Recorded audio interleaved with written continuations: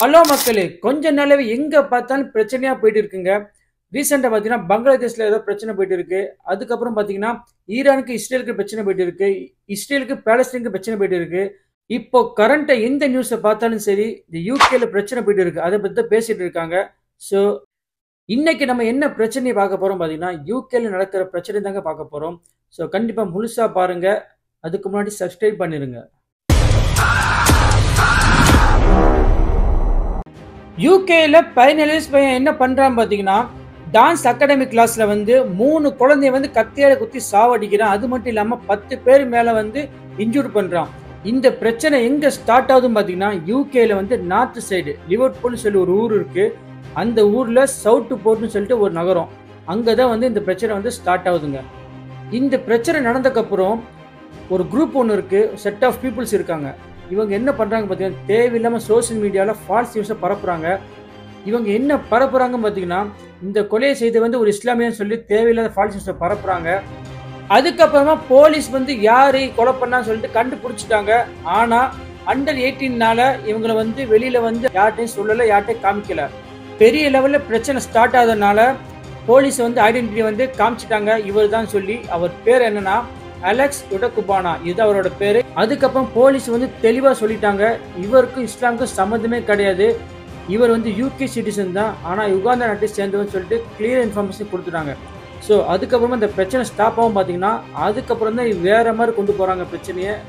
எந்த மாதிரி கொண்டு போறாங்க பார்த்தீங்கன்னா, இந்த இமிகிரேட்னால தான் எங்களுக்கு ஜாப் கிடைக்கல, இவங்கனால தான் எங்களுக்கு நாங்கள் இப்படி இருக்கோம், அவங்கள ஹாலுசினேஷன் நினைச்சுக்கிட்டு தேவையில்லாத பிரச்சனைகளை உண்டாக்குறாங்க.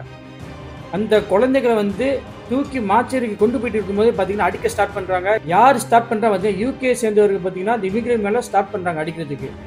யார் யாரெல்லாம் கலருக்கு வேறு கலரில் இருக்கிறாங்களோ எல்லாரையும் அடிக்கிறாங்க. கருப்பு, ப்ரௌனு, எந்த மாதிரி கலரில் இருக்கிறாங்களோ எல்லாரையும் அடிக்கிறாங்க. வெள்ளை ஆட்களை மட்டும் விட்டுறாங்க.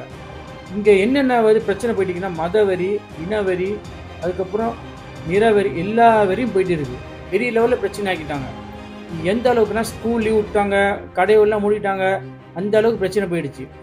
இவங்க இந்த பிரச்சனை ஸ்டார்ட் பண்ணதுக்கப்புறம் எதிர் சைடு இமிகிரண்ட்ல இருப்பாங்களே இஸ்லாம் மக்கள் வந்து ஃபர்ஸ்ட் ஸ்டார்ட் பண்றாங்க, ப்ரொடெஸ்ட் வந்து பண்றாங்க ஸ்டார்டிங். ஏன்னா தேவையில்லாத ஃபால்ஸ் நியூஸை ஸ்ப்ரெட் பண்ணி தேவையில்லாத கலவரத்தை உண்டாகிட்டு இருக்காங்க. இவங்களோட மெயின் பிளான் என்னன்னா, யூகேல இருக்கிற ஆல் இமிகிரண்ட் ரெஃப்யூஜிஸ் எல்லாரையுமே வந்து இங்கிருந்து துரத்தி விட்டு அவங்க நாட்டுக்கு அனுப்பணும் சொல்லி இவங்களோட மெயின் பிளானு. அது மட்டும் இல்லாமல் இவங்க என்ன நினைக்கிறாங்க பார்த்தீங்கன்னா, இமிகிரண்ட்ஸ் அசிலம் சீக்கர்னு சொல்லுவாங்க, அப்படின்னா ரெஃப்யூஜிஸ். ஸோ இவங்கனால தான் நம்மளுக்கு வந்து இங்கே ஜாப் கிடைக்க மாட்டேங்குது ப்ராப்பராக. இவங்களோட மெயின் மோட்டிவ் என்னன்னா, யூகேல வந்து இஸ்லாம் வந்து அதிகமாக பரவுதுன்னு சொல்லிட்டு இவங்க வந்து இந்த மாதிரி தேவையில்லாத கலவரத்தை உண்டாக்குனாங்க. இதுதான் ஸ்டார்ட் பண்ணது. இந்த கலவரம் எங்கே போய் முடியுது பார்த்தீங்கன்னா, இமிகிரண்ட்டில் போய் முடியுது. பிரிட்டிஷ் நாட்டை தவிர யார் யாரெல்லாம் இங்கே வந்து வேலை பார்க்குறாங்களோ, யார் யார் படிக்கிறாங்களோ இவங்க மேலே கலவரத்தை உண்டாக்குறாங்க. அது மட்டும் இல்லாமல் இந்த மாதிரி இடமா பார்த்து அங்கே எல்லாம் ஃபுல்லாக கலவரம் நடக்குது. அது எங்கெல்லாம் அதிகம் இமிகிரண்ட் இருக்காங்களோ அங்கெல்லாம் செலக்ட் பண்ணி இவங்க என்ன பண்ணுறாங்க பார்த்தீங்கன்னா, பஸ்ஸை எரிக்கிறாங்க, கடையை உடைக்கிறாங்க, காரில் வரவங்களை செக் பண்ணி இமிகிரண்ட்டை வந்து அவங்களை அடிக்கிறாங்க. அது மட்டும் இல்லாமல் எவ்வளோ கீழே இறங்கி பண்ண முடியுமோ அந்த அளவுக்கு பண்ணுறாங்க. இந்த பிரச்சனை யார் பண்ணுறா பார்த்தீங்கன்னா, யூகேல வந்து ஒரு குரூப் ஒன்று இருக்குது. அந்த குரூப்பில் இருக்கவங்க தான் இந்த பிரச்சனை ஸ்டார்ட் பண்ணுறாங்க. இவங்களோட என்ன பார்த்தீங்கன்னா, நாங்கள் மட்டும் இங்கே வாழணும், நாங்கள் மட்டும் இங்கே ஆளணும், யாரும் இங்கே இருக்கக்கூடாது, எல்லாரையும் பற்றி விடுங்கன்னு சொல்லிட்டு இவங்களோட நோக்கம்.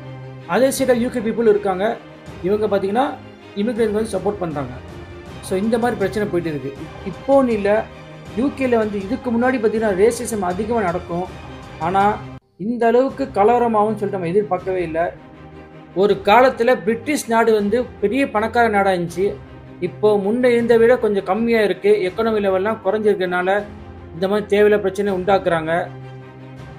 அது மட்டும் இல்லாமல் நிறைய பிரிட்டிஷ் பீப்புள் வந்து ஜாப்லெஸ்ஸாக இருக்காங்க. அது காரணம் பார்த்தீங்கன்னா ட்ரக் அடிக்ட்ஸ், அது மட்டும் இல்லாமல் ஜாலி பண்ணுறது, அந்த மாதிரி மென்டாலிட்டியில் வந்து அந்த மாதிரி இருக்கான்னு தவிர ஃபஸ்ட்டு இப்போவும் சரி, ஃபஸ்ட்டு ப்ரியாரிட்டி பார்த்தீங்கன்னா பிரிட்டிஷ் பீப்புள் தான் கொடுக்குறாங்க.